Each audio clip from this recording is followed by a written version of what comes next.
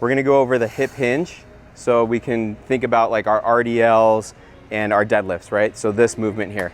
The most common thing that we see is someone's really stiff in the hamstring or they lack control of the actual hip hinge itself. So why is that important?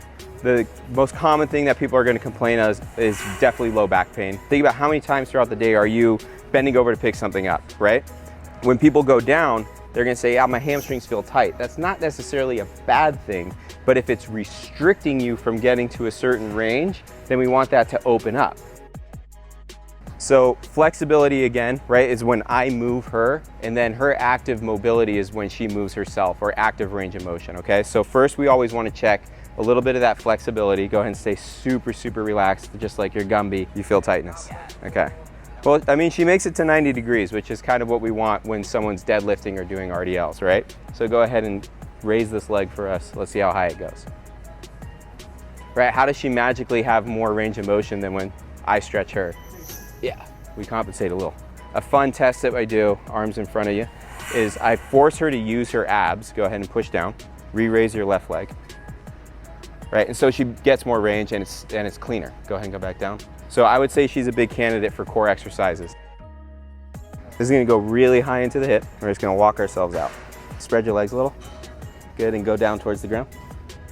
And then bend the right knee, straighten the right knee out.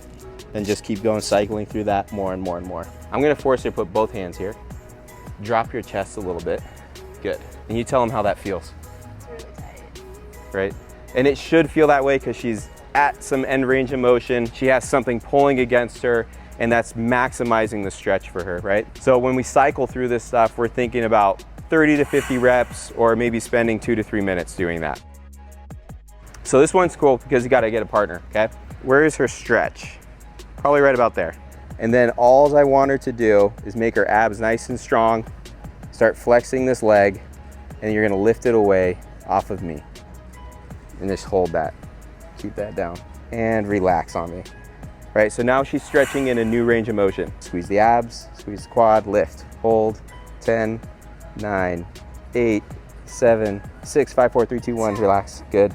This is how we train our hip flexors to pull us into the range of motion that you wish to get when it comes to hip hinging, right? Our hip flexors will be able to tolerate that load and tolerate getting us out of it and utilizing our glutes and hams to push.